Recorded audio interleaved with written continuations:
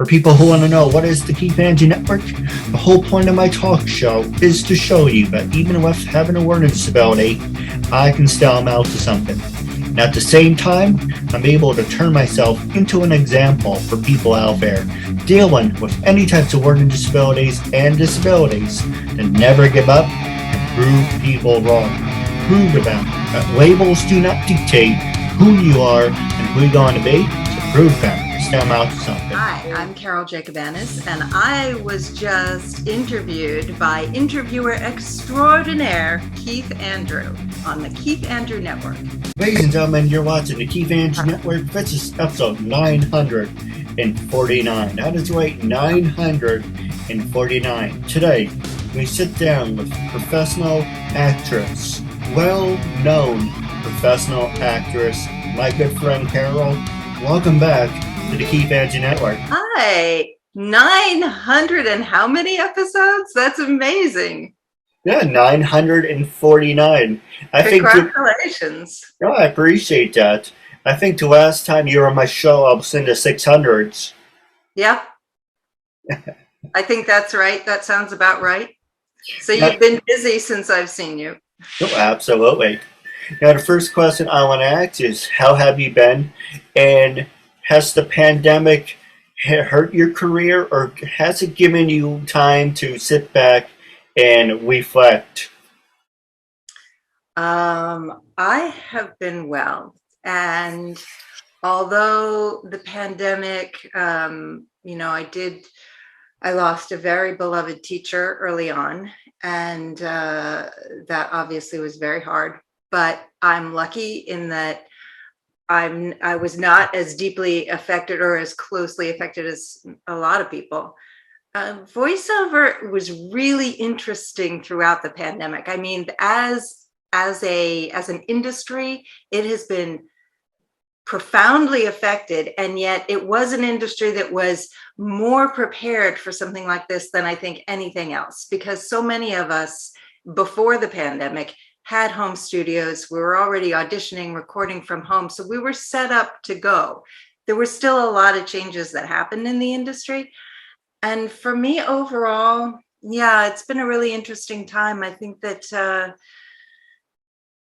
I'll just say I like where things are going now. I think where people are starting to connect again, and the connections are deeper and more profound, and there's more appreciation for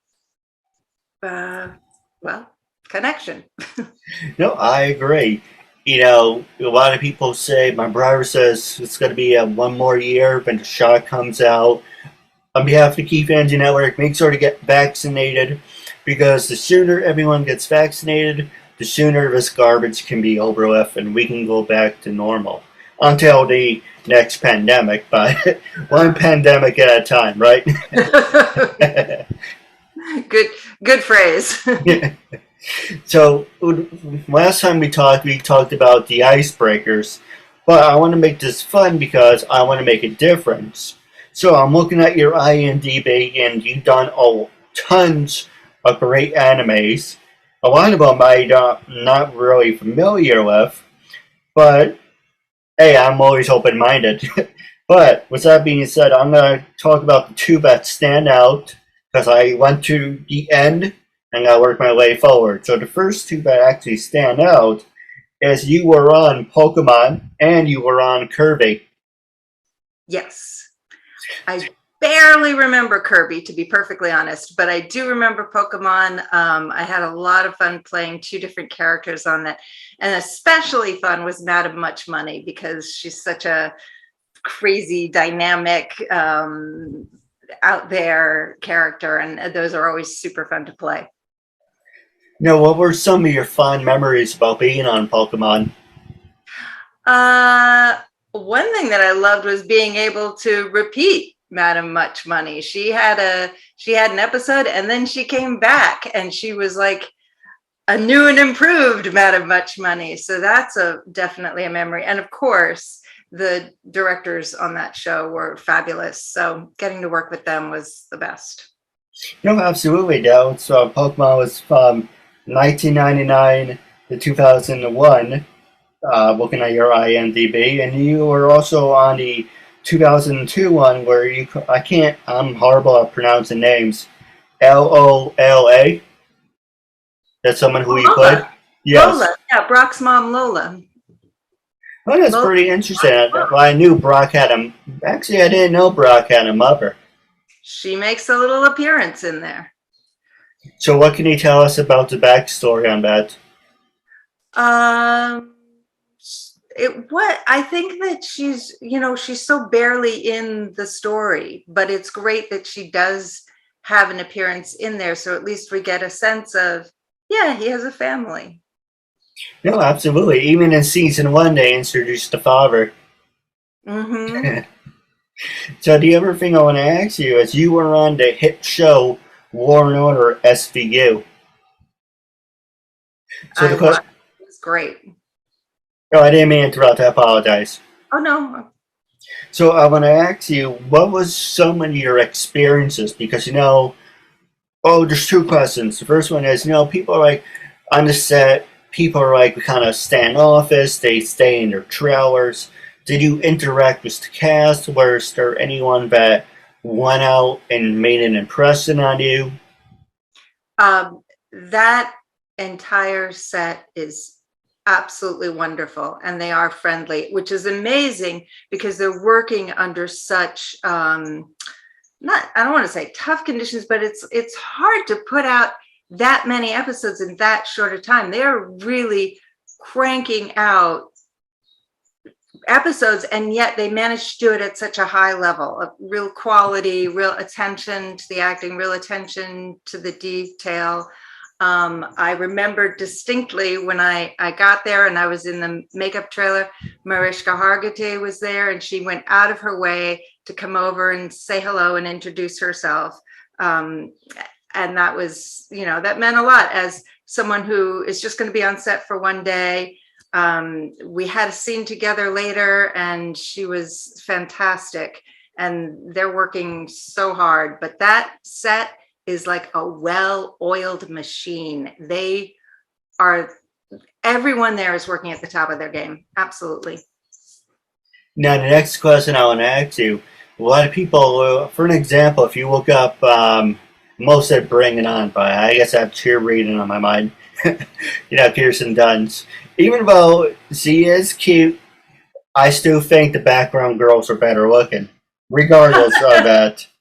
But the reason I bring it up is that I'm trying to correct my thoughts. Oh, that's what I was going to say. The Big Bang Theory. Big Bang Theory, they talk about how the guys are not supposed to have facial beards. They eat cold food. So your time on the set, did you eat during the sessions? Did you get warm food? What were the do's and don'ts? Oh yeah, there's wonderful. I mean, catering on that set is great. Everybody on that set, I think, is well cared for, and they have a lot of people to accommodate, and they do it really, really well. Great catering, great snacks, whatever you need. The one thing about War and Order, it's always, like pervert or the wake, because it's always, like some kind of sexual theme, deviant episode. And it's like, why can't it be uplifting? Why can't it be? But then I'm like, okay, it's a crime series, and you gotta deal the bottom of the barrel. Realistic, and of course it is realistic. But don't you want like a heartfelt episode and say, you know what, this really gets to the point, but you feel good saying, I want to be on this episode again. Not like, okay, you made your point, because everyone wants to drive in their political point of views. And on the KeithAndrewNetWork, freedom of speech, self-expression. But you don't want to sound repetitious, if that makes any sense. And I'm a big fan of War and Order, so no disrespect. I'm just giving my 2 cents. But I'm just saying, it's after a while of dealing with drug dealers and rapists and pimps, it's kind of like, can't you guys cover something else? Well, to be fair, that was Law and Order SVU, and SVU is Sexual Victims Unit. So it's literally about the division in the police unit that's set up to deal with the victims of sexual crimes. So, not just rape, but incest, harassment, everything. So that's what it's going to be about. And I think it's uplifting overall, because it is a formula, but it's a formula that works. You're going to have 1 hour of something terrible happens, but at the end of the hour, we're going to know who did it, and there's going to be resolution, and it's going to be tied up. And that's a kind of storytelling that I think we can all respond to. And it can be kind of comforting to watch, it's not it's going to answer certain needs for us to be taken through the story journey, the traditional journey of crisis, figuring it out, denouement, resolution. And that has a lot of satisfaction. And a lot of those episodes over the years, they do have episodes that go into more depth emotionally and the personal stories of the main characters. And I think that's also uplifting. No, absolutely. And now I'm going to ask you some hard-hitting questions, and you can throw it back at me. For the shows that take place in New York City, in Chicago, and all that, but let's just focus on New York City. Do you think, and they danced around it, they hinted towards it, but do you think there should be an episode based around September 11th? Because I give you an example on the show Rescue Me. Great show, by the way, Rescue Me. I would recommend it. They talk about, how they lost people. And, Smallville, too, it's a family show. And actually, Smallville has absolutely nothing to do with it. But if you have a police show, if you have a fireman show, they always, yes, they mention it, but they kind of dance away from it. But not to sound political, but wouldn't it be like an end on September 11th on the anniversary? Wouldn't it be like hearing it and seeing it from their point of view, not to actually reenact it, but just kind of you want to shed some light on it? I hope that makes any sense. That does. That's a very interesting question. I think it would certainly be challenging to do. I think Rescue Me did it in a way because it showed a very real, it was a very real depiction of how firefighters and other first responders deal with it, which is to some extent not to deal with it. Like, okay, this happened, I'm fine, gonna move on. But it might also be a matter of time. Maybe it's starting to be time enough now that we could do that, have a show that looks more directly at 9/11. Maybe you're just prescient and have your finger on the pulse and are asking the question because it's time. That's true. Now, let me ask you, are you a fan of horror movies? Not really. Not my genre. I don't For me, think I've seen any. For me, it's a hit and miss. The reason I bring it up is there's some movies that, okay, it sounds really good and everything, but there's certain subjects you should just leave alone. Like, for an example, they made a horror movie of Chernobyl. I mean, that was interesting, just not actually zombies over there, but you can use your imagination. But I mean, I'm not saying it's okay, but it's a kind of a gray line of saying there's nothing over there, so you can use your imagination. The reason I bring it up is a while ago, I think a fan-made film came out about the Titanic being a horror movie. And something about that just rubbed me the wrong way. Do you think they should just, I know 150 years, so you get over it, right? But the whole thing about the Titanic, how do you feel about not profiting off it, but turning the Titanic into like a horror movie? I think there's a lot of room in the world for people to create any kind of art they want to create. And if I don't like it, I can move on. Like, all right, that's their thing. That's not my thing. And I think that allowing space for expression as everyone needs it is really important. So as long as you're doing something that isn't directly harming another or the planet in some way, then it can be our choice to say like, oh yeah, I want to watch that. That's really my thing. I love it. But, you know, my friend may hate it. Well, okay. No, I agree with you. Now, you mentioned the planet, so I want to ask you about this one. Any questions you don't want to answer, you can tell me, no, shut up or pass. Okay. That's why it's uncensored freedom of speech. So, global warming, where do you stand and how do you feel? I Or think climate change, I apologize. it's pretty obvious that climate change is happening. I think that whether or how much it's due to human activity is almost beside the point, because don't we need to address the fact that it's happening?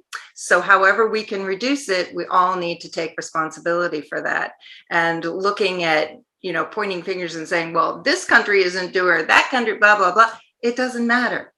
You do what you can in your backyard, and all of our little communities together start making a real change. I absolutely believe we all have, as individuals, we all have a lot more power than we know.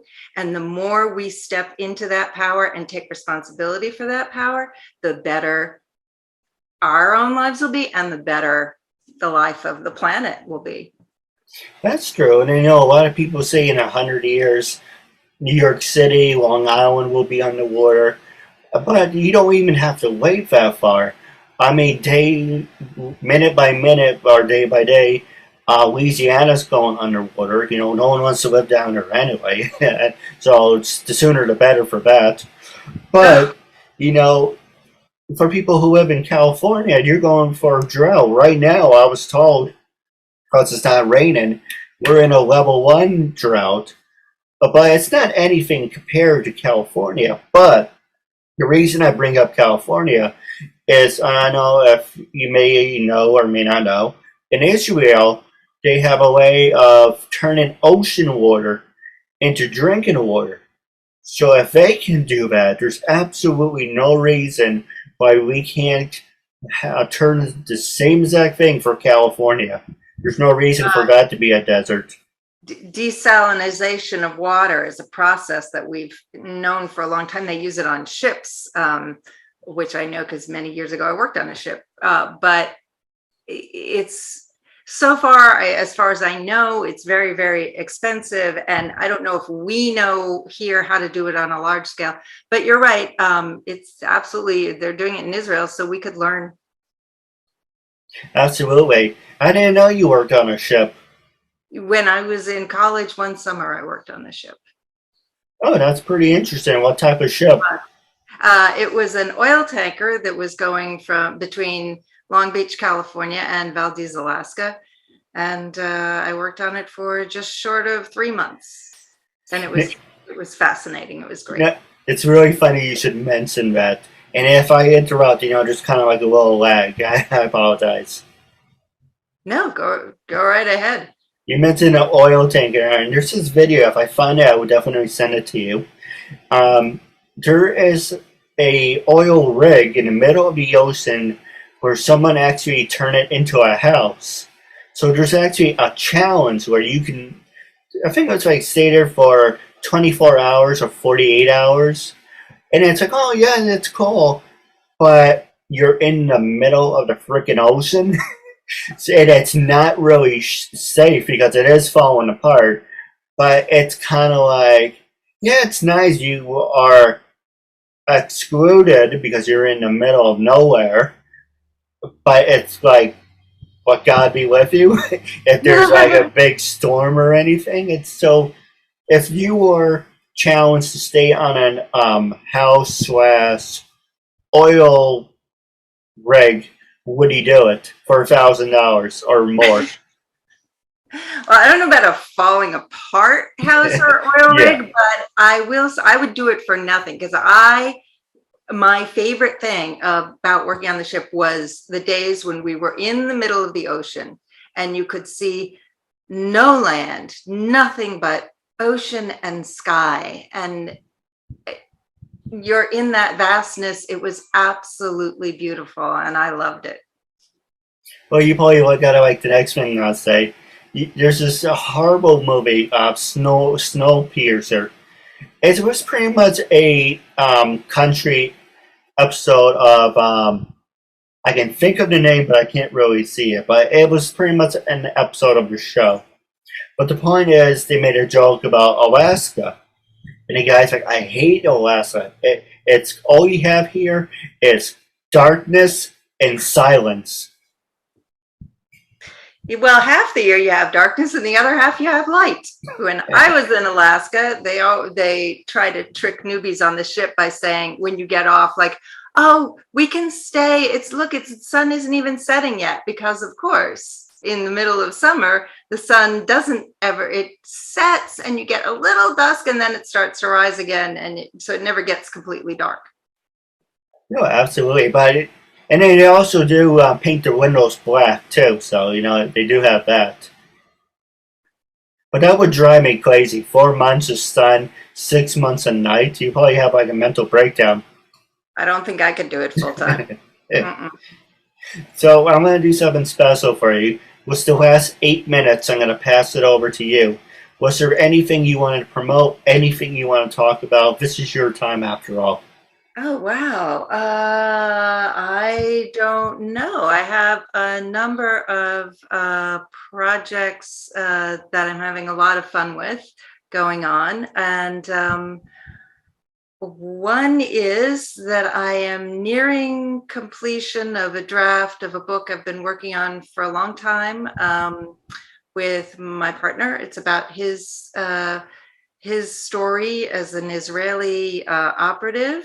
And it's a barely fictionalized account of that time and his work and adventures in the Middle East and Africa and Europe.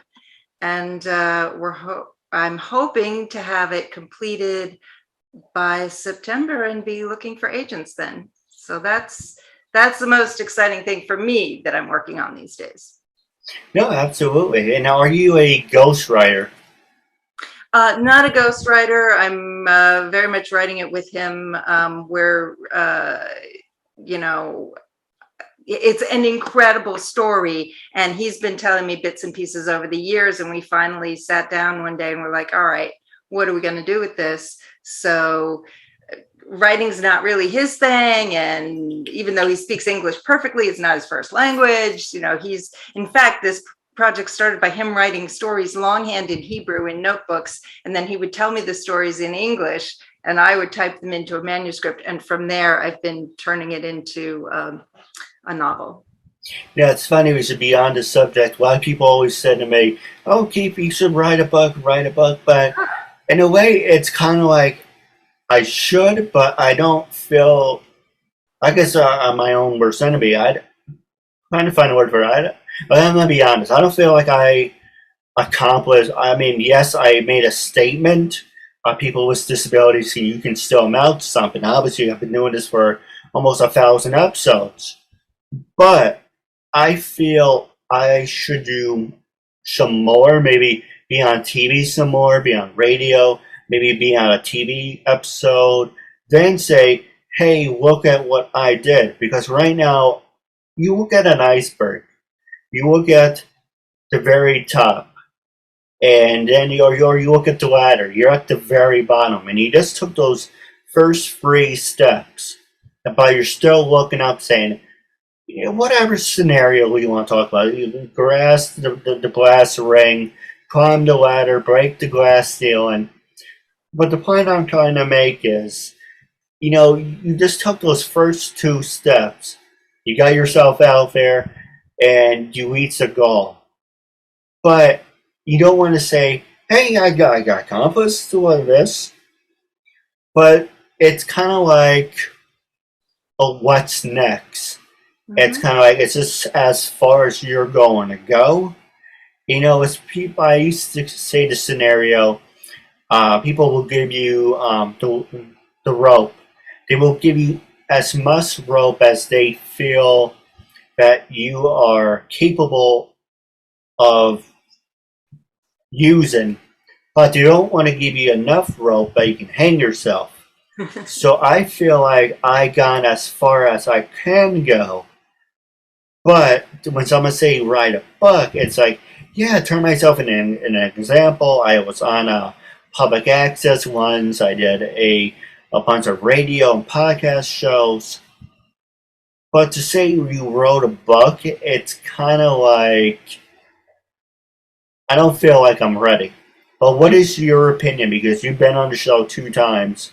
And actually, the question I want to ask you, from the very first time you've been on my show, do you see a big difference in an improvement? First of all, yes, I feel like this is a very different interview from the last time we spoke. And I'm really enjoying even more the give and take and the exchange of thoughts and feelings and ideas. And definitely there is a big change from the last time we spoke. As far as writing a book, I think you definitely have a story to share, but you are the only one who will know when is the right time to do that. And it may be that, I mean, the fact that we're talking about this now, maybe the seed's been planted and that seed is going to take its own time to germinate. So you're going to sit with it and you're going to know, as I'm sure you have from experience in the past, you're going to know in your gut, in your heart, in your soul, when's the time to start telling your story. But I do think you have an important and valuable story to tell. Oh, I appreciate that. Now, I do have a couple questions for you off the air. But my last question is what's coming up on the horizon for you, and how can our fans and listeners get in touch with you? I'm nose to the grindstone with this book. I mean, that's the wrong phrase because it's really in a good way. It's not a grindstone thing. It's joyful. So I'm committed and dedicated to completing this book and then getting it out into the world. And in the meantime, I have several audiobooks that are about to be released and a couple more that I have coming up that I'm recording, and a short film that I'm going to be doing in the late summer. And people can always find my website, which is caroljacobanis.com. No, absolutely. Like I said, stay tuned. I have a couple questions for you off the air. But this interview will be played on Facebook, Twitter, LinkedIn, of course, YouTube. So like, subscribe. Anytime you leave a comment on all the social medias, our guests will get to read it and interact with them. So make sure to like and subscribe to the Keith Andrew Network. Follow our guests on all our social medias. It will be in the description. Wrapping up our interview. It was a real honor and privilege catching up with you, and I'm looking forward to a part 3 down the road. Until we meet again, thank you, and catch you later.